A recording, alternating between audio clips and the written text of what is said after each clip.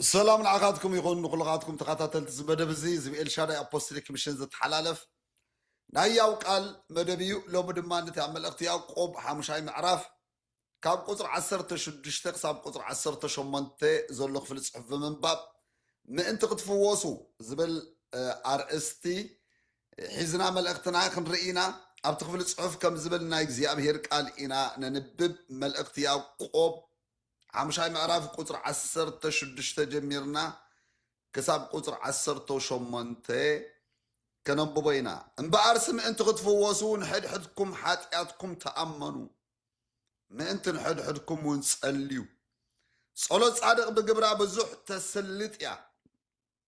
إلياس كما نازو دخامو سبيو زنبري زناب كي زندب كات صلو تصلي يمو سلست عمتن شد شورحن ام مدري اي زنمن كم بحدش دما تصلي سماي كات زناب هابي مدرون فريقا اب قولت يبل اب زنببنا يخفل صحف هاري يعقوب بزعبا صولوت زسلت صولوت زسمع صولوت فرزلو صولوت سماي زخفت صولوت ملسي زمص صولوت بزعبا صولوت يو ززاربنا زلو كابتسب حدا اب هيوتو زصليو كخونلو زدليو نجر انتلو دما ناي املاح فوسي ناي املاح فوسي بزعز عينوت فوسي منفساوي فوسلو نفساوي فوسلو ناي امرو فوسلو ناي سقا فوسلو ملؤ سلام مركب نبعلو فوسيو ملؤ حرنة مركب نبعلو فوسيو ملؤ دستا مركب نبعلو فوسيو سلازي بزعز عينوتو فوسيو نسب أبهيوتو زدليو نايلو ما أرستنا نسيو ما انت قد فوسو زبلي سب ما انت قفوس أملاخاو زخوان فوسي أبهيوتو ما انت عنكمتس أملاخ نهيوتو خفوسو ننقراتو خطعو ني أملاخ ملكوتاوي فوسي ناب هيوتو ناب بيتو ناب سفرو ناب معلتاتو ناب زمنو كمتس انت ايخ قبر زلو اندهر إلنا كابت بوزح ناي متعف قدس ممرحيتات حادي وانا أقدس زخوني نتبي لومي مزلنا جزي كنري إنا ما انت قد فوس بزني هواريا قب ممرحي ززاربنا زلو اتمجدي يوزرئنا زلو ناي فوسي مجدي يرئنا ألو بزع سبات فوسنا دليون من تأمزي فوسو ني أملاخ نبسح نادليون من تأينا بهيوتهم زدونجي مچم بزع مخلعتاتات علو إيو ناي ديابلوس مسرارن مقوامن كم زلو كوينو اتمنفسا وق حدا جزيقن نفتع نسئنا اللوم نقرات علو إيوم ببزح شانقوم كن ريوم أمو فوسنا خنقبل دما عزي أقداس سلزخوني قاب قالو أبابن برحانن كنوسد يقبعنا هاريا قوم بقار أبزن ببنا يخفل صحف انت إذ بلنا زلو يقرم بال ناي فوسي مقدي نفوسنا كم زبا قل زقبرو فوسك أخبا قل يو تواحيلو تتصحيفلو نفوسنا كم زقلتف زقبرو ملس صلاتنا ما خلعتا الزيبلو زخون صلاي أمانغو نخيعاتو عدل الناس انو اللي مقدئو حواريا قبز الزارب زلو نس دما يقرم بال ناي فوسي مقدي زيانت بزي أطرا إلو مخزارب الله دلي زلو يقرم بال ناي فوس مقدي لبنا خلفتشون كلنا ببزح زتوقود عنا يو نقرات حازينو መጉዳእትና እናጸብጸብና ብቂም ብበቀል ይቅረብ ዘይምባል እንሳቀ ሰባት ክንደይና ንባዕሉ ይቅረ ዘይምባል ሕማም እዩ ሕማም ጥራይካ ኣይኮነን ስቃይ እውን ኣለዎ ዘምፃልካ ሳዕብየን ጥራይ ኣይኮነን ብዙሕ ሕማማት እኳ ዳ ኣዝዮም ዓበይቲ ሕማማት ናይ ጓሒ ናይ ምረት ናይ ይቅረ ምባል ዘይምባል ውፅኢት እዮም ሰብ ልቡ ብቂም ብበቀል ብሕነ ምፍዳይ ብሪቨንጅ ብምረት ብምስትምሳል ክምላእ ከሎ ጥዕንኡ ክዛባዕ ይጅምር ናብ ህይወቱ ስቃይ ክውስኽ ይጅምር ኣእምርኡ ሰላም የብሉን ሰላም ኣምላክ ካብኡ ይርሕቕ ድቃሱ ይርበሽ ድቃስ ዘይብሉ ለይቲ ይሓድር መዓልቱ ናይ ጭንቀት መዓልቲ ይኸውን ገጨውጨው ክብል ይጅምር ሰላም ደስታ ካብኡ ይርሕቕ ዕረፍቲ ናቱ ይኮነን ግን ትምልስ ኢልና ገዛእ ርእስና ብቃል ኣምላኽ ብናይ ቃሉ መብራህቲ ጌርና ክንፍትሾ ብጣዕሚ ኣገዳሲ እታ ድሪማ ዝጠፍኣታ ኣብ ሉቃስ ምዕራፍ 15 ዘላ ሰበይቲ መብራህታ ኣብሪሃ ገዝኣና ኮስተረት ቤታ ከተፅሪ ምጀመረት እያ ድሪማ ረኺባታ ታ ዝጠፍአት ዕንቋ ረኺባታ ሽዑ ዝጠፍአ ሰላማ ተመሊሱ ዝጠፍአ ደስታ ዝጠፍአ ሓወሳ ተመሊሱ ምስ ኣዶናታታ ኮይና ሰለብሬት ክትገብር በዓል ከተብዕል ጀሚራ ብእውነት ፀላኢ ዝወሰደልና ደቂስና ከለና ከይተረዳእና ዝጠፍአና ክቡር ዝኾነ መንፈሳዊ ዕንቁታት ሎሚ ብናይ ቃሉ ብርሃን ደሊና ክንረኽቦ ምግባአና ተረዲእና ዲ ከይተረዳእና ውሽጥና ልብና ብዝተፈላለየ አንጻር ቃል ኣምላኽ ዝኾኑ ነገራት መሊኡ እናሓዘና እናጓሃና እናጉረምረምና ምስጋናና ተሰሪቁ ብምጉርምራም ተተኪኡ ሰላምና ተሰሪቁ ብጭንቀት ተተኪኡ ሓጎስና ተሰሪቁ ብጓሂ ተተኪኡ ህይወትና ኣብ ኣዝዩ ጸቕጣት ዝበዝሖ ናብራ ከም ዝኣቱ ዝኾነሉ ምኽንያት ክንረኽቦ ይግባአና ምእንቲ ክትፍወሱ ኢሉ ያዕቆብ ምእንቲ ክትፍወሱ ናይ ኣምላኽ ፈውሲ ኣብ ህይወትኩም ክመፅእ ናይ ኣምላኽ ፈውሲ ኣብ ቤትኩም ክመፅእ ናይ ኣምላኽ ፈውሲ ኣብ መዓልታትኩም ክመፅእ ዝጠፍአ ሰላምና ክርከብ ዝተሰርቀ ሓጎስና ክምለስ ኣብ ክንዲ ምጉርምራም ብምስጋና ክንምላእ እፎይ ክንብል ሰላም ክንረክብ ዲያብሎስ ቦታ ሰፈር ዝረከበሉ ዘበለ ኣብ ሓሳብናን ኣእምሮናን ዕርድታቱ ክፈርስ ቂም ዘበለ በቐል ዘበለ ካብ ህይወትና ጓሕጒሒና ከነውፅኦ ክንፀርጎ ይግባአና እዩ ምሕረት ትገብር ንኻልእ ሰብ ፌበር ንኽትገብር ኢልካ ኣይኮነን ንዝበደሉኻ ሰባት በዲሎምን እዮም እትብሎም ኣብ ዝሓለፈ ህይወት ዘመንኩም ኩሉ በዲሎምን እዮም ንትብልዎም ሰባት ቤተሰብኩም ይኹኑ ጎረባብትኩም ይኹኑ መምሃርትኩም ይኹኑ መሳርሕትኩም ይኹኑ መጋላግልትኩም ይኹኑ ኮታስ ኣብ መገዲ ዘጋጠምኩም ዘበሉ ሰባት በዲሎምን እዮም እትብልዎም ሰባት ምሕረት ክትገብሩሎም ከለኹ ንዕኦም ኣይኮንኩምን ፌበር ትገብሩሎም ዘለኹም ንገዛእ ርእስኹም ኢኹም ትፈትሕዋ ዘለኹም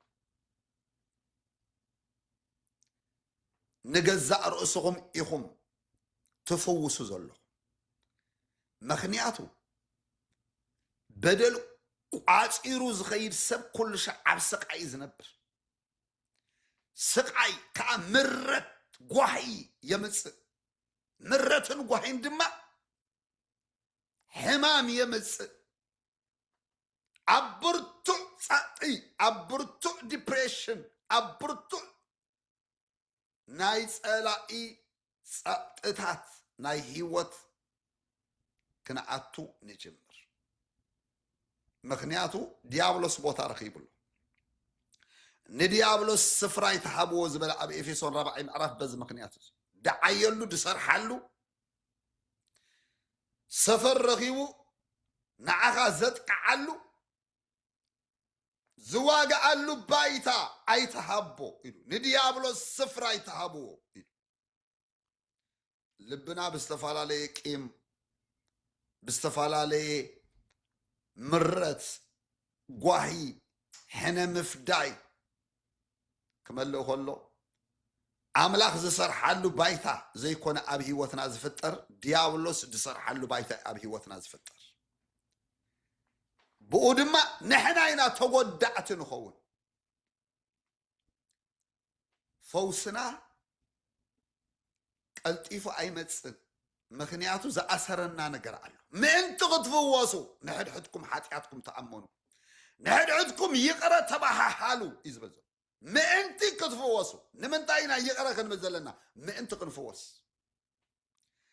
ምሕረት ምእንቲ ክንቀበል ፈውሲ ምእንቲ ክንቀበል ዝተዓፅወ ደጌታትኩም ክኽፈት ዝተኣስረ ነገርኩም ክፍታሕ ከምቲ ኢልያስ ጸልዩ መልሲ ዝረኸበ ጸሎትኩም ክስማዕ ጸሎትኩም ዘስልጥ ጸሎት ክኸውን መኸላዕታ ዘይብሉ መኸልከሊ ዘይብሉ ሓይሊ ዘለዎ ጸሎት ናይ ጻድቕ ሰብ ጸሎት ክትጸልዩ ኣብ ቅድሚ እግዚኣብሔር ትብዓት ዝበኩም ብንጹህ ልቢ ብሰናይ ሕልና ብምሕረት ክትመላለሱ ከለኹም መሓርቲ ሰባት ሓያላት እዮም ክንምሕር ከለና ንሰዓር ኣይኮንናን ዘለና ምሕረት ኣብ ህይወትና ምልምማድ እንድሕር ጀሚርናዮ ናብ ናይ እግዚኣብሔር ጸጋ ንኣቱ ኣለና ማለት ምክንያቱ በዘይ ጸጋ ኣምላኽ ዝኸውን ነገር ስለ ዘየለ ነዚ ክትገብሩ ተወሲንኩም ድማ ዘኽእል ጸጋ እግዚኣብሔር ክበኩም ኣነ ዝንዝን ዓበይቲ በደላት ተበዲለ ከለኹ ከመይ ገይረ ይቕረ ክብል እንድሕር ኢልኩም ንዕኡ ዘኽእል ጸጋ ኣሎ ንሕና ንወስን ጥራይ እንድሕር ወሲንና ውሳኔ ኢኻባና ዝድለ ንሕና እንድሕር ወሲንና ግና ንዕኡ ዘኽእለኩም ናይ ኣምላኽ ጸጋ ናብ ህይወትኩም ክልቀቕ እዩ እሞ ኣብ ህይወትኩም ፈውሲ ክመጽእ ምእንቲ ክትፍወሱ እቲ ጥቕሚ ንዓና እዩ ንኻልኦት ጥቕሚ ኢልና ኣይኮንናን ንገብሮ ብመሰረቱ ንሕና ምእንታን ክንፍወስ ንሕና ሰላም ምእንታን ክንረክብ ንሕና ምእንታን ክንፍታሕ ንሕና ናጽነት ምእንታን ክንረክብ ንሕና ሰላም ኣምላኽ ዕረፍቲ ኣምላኽ ዘለዎ ህይወት ምእንታን ክንነብር ኢና ንገብሮ ሰማይ ኣብ ልዕሌና ዝኽፈት ኢልያስ ምስ ጸለየ ሰማይ ዝናብ ሃበ እዩ ዝብል ሰማይ ኣብ ልዕሊኡ ተኸፊቱ ብዝተኸፍተ ሰማይ ክትኣትው ብዝተኸፍተ ሰማይ ክትወፁ ምስ ኣምላኽ ዘየቋርፅ ሕብረት ክልወኩም መኸላዕታ ዘይብሉ ጸሎትኩም መኸላዕታ ዘይብሉ ክኸውን የቕሬታ ናይ ፈውሲ መገዲ እዩ የቕረ ምባል ናይ በረኸት መገዲ እዩ ዝብለና ዘሎ ሐዋርያ ያዕቆብ ሰማይ ዝናብ ምስ ዝነበ ምድሪ ፍሪኣ ኣፍርያ ምድሪ ፍሪኣ ኣብቆለት ይብል ስለዚ ፍረ ዘለዎ ህይወት ክንነብር እንጅምር ውፅኢት ዘለዎ መልሲ ዘለዎ ህይወት ክንነብር እንጅምር ሰማይ ኣብ ልዕሌና ዝናብ ከዝንብ ምጀመረ እዩ ሰማይ ኣብ ልዕሌና ዝናብ ከዝንብ ተኾይኑ ድማ ሰማይ ክኽፈት ኣለዎ ሰማይ ክኽፈት ተኾይኑ ከዓ ብምሕረት ብይቕሬታ ክንመላለስ ኣለና ኩሉ ምትሓሓዝ ኣሎ እቲ ሓደ ኢኑ እቲ ሓደ ዘምፆ ይቕሬታ ምግባር ምሕረት ምግባር ሰማይ ኣብ ልዕሌኻ ከም ዝኽፈት ይገብሮ ሰማይ ተተኸፊቱ ናይ ሰማይ ዝናብ ናባኻ ይዘንብ ናይ ሰማይ ዝናብ ኣብ ልዕሌኻ ተዘኒቡ ፍረ ከተፍሪ ትጅምር ውፅኢት ዘለዎ ህይወት ክትነብር ትጅምር عن كفل صحفتي كاب قولسي سالساي معراف قصر 13 كنا نبب إنا أب قولسي سالساي معراف قصر 13 كم زيبل نحد حدكم الناس تعاوركم اتحادي أب تحادي كسنت اللي ويقرأ تبها حالو كم تقول الصوص يقرأ زبالو لكم نسخاتكم كم او يقرأ بلو اتحادي أب تحادي كس انت اللي يقرأ تبها اتحادي كس اللي وس انت يقبور بلنا له إنها تبع أسكم قصلو كساب تحمو كم إلكم نبرو أي بلن اتحادي كس اندحر عليو يقرأ تبعها أبي واتكم زي تعصوا معرف حسكم أي تقصلو بزع إذا تغفت فايلات أبي واتكم أي حلوكم مخنياتهم مقدكم كتصنحكم زي عصاكم مفايل كل جزء مقدكم كتصنحكم أبي وات فايل النعصها إخاتخي سلازي نغركم مودعتا كي قبركم له أي تقصلو اتحادي كسنتلو يقرأ تبحالو نغرنا بمحرات نعصوه مخنياتو محرات من انت خنق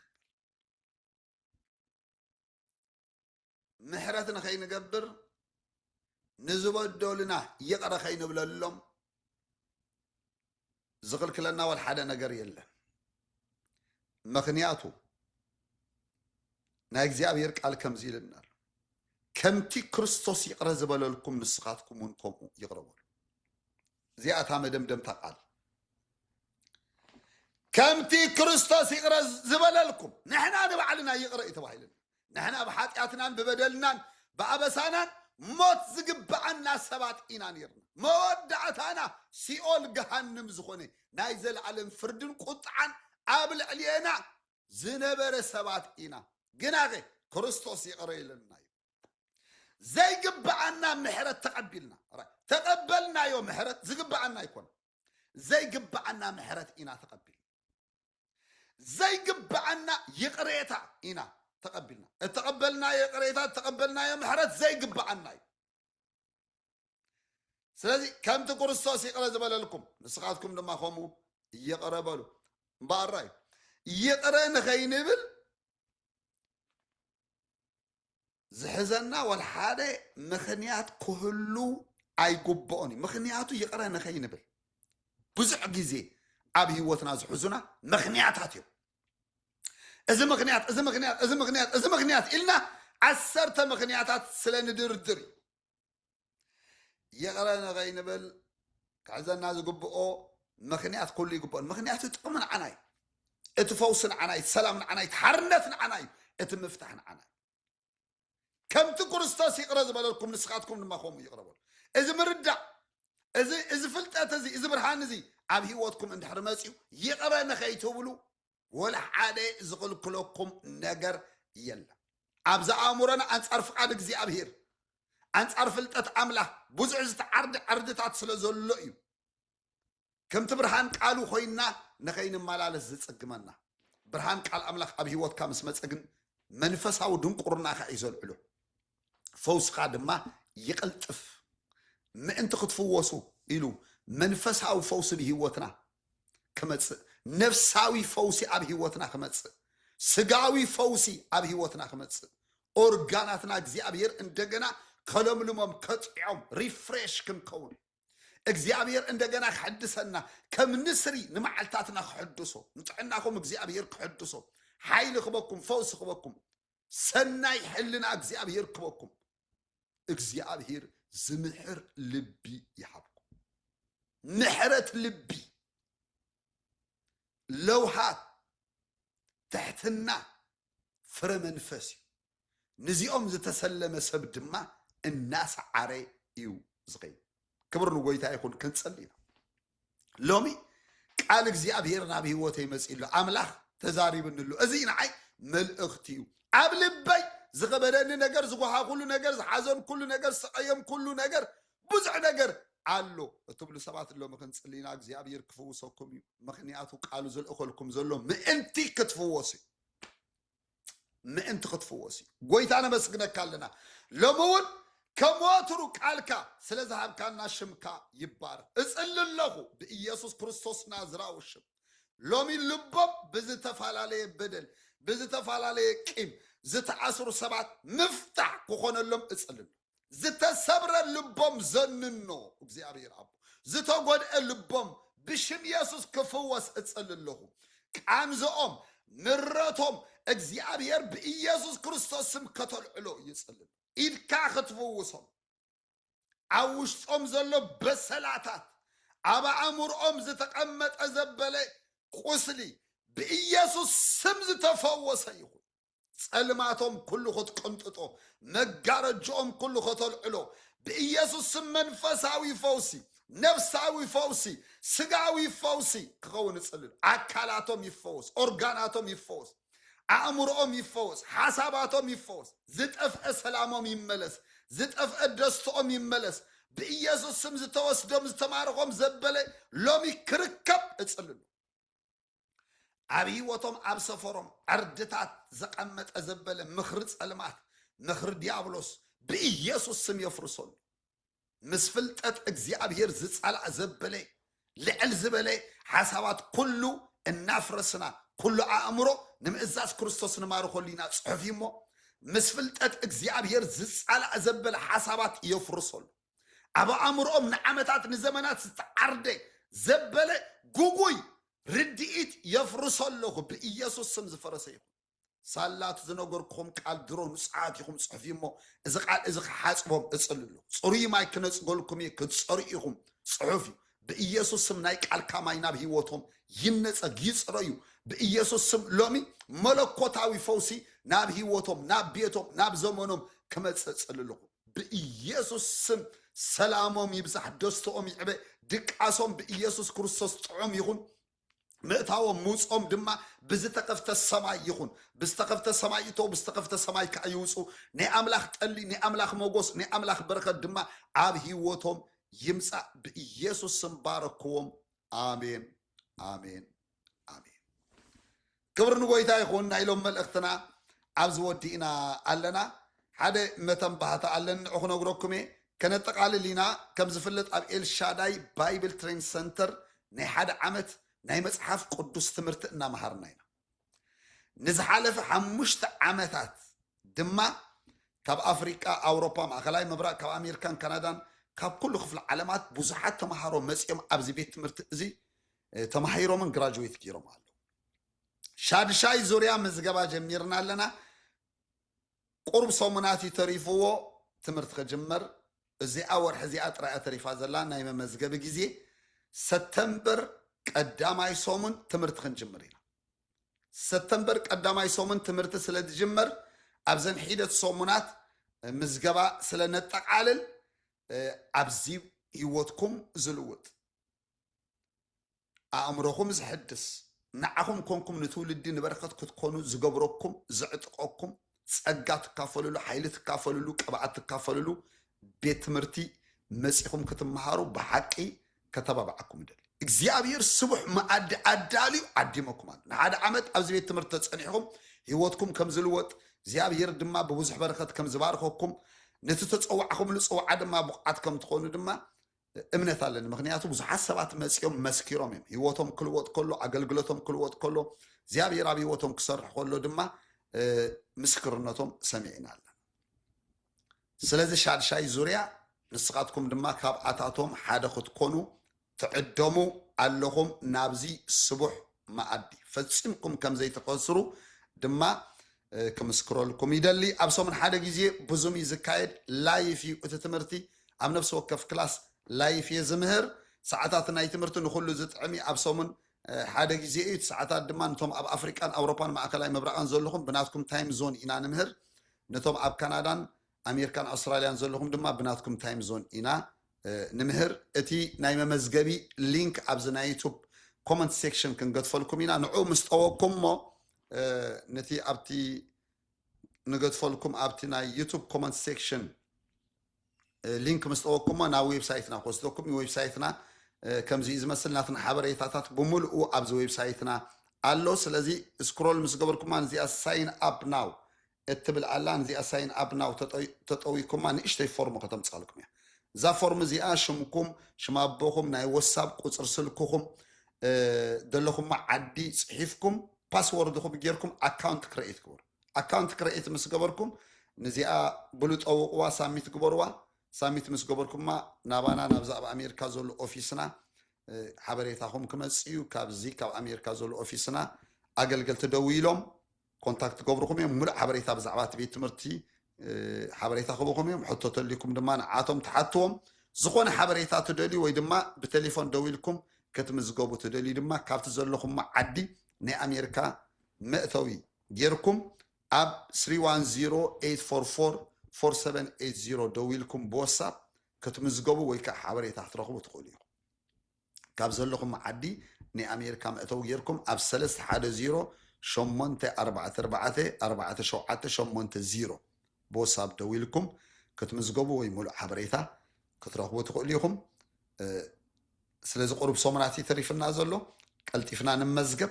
عمتكم دما عمت بركة اكزيابير كقبرو إذا حبريتنا بكل خبصح شر نقبرو بزي نهياو قال صومناو من اختبارو قتلكم دما لايك قبرو سابسكرايب زي قبركم سابسكرايب جيركم نزنا وانجيل شانال بيتسبكونو قويتاب زي حباركم بروخاتكم تبارو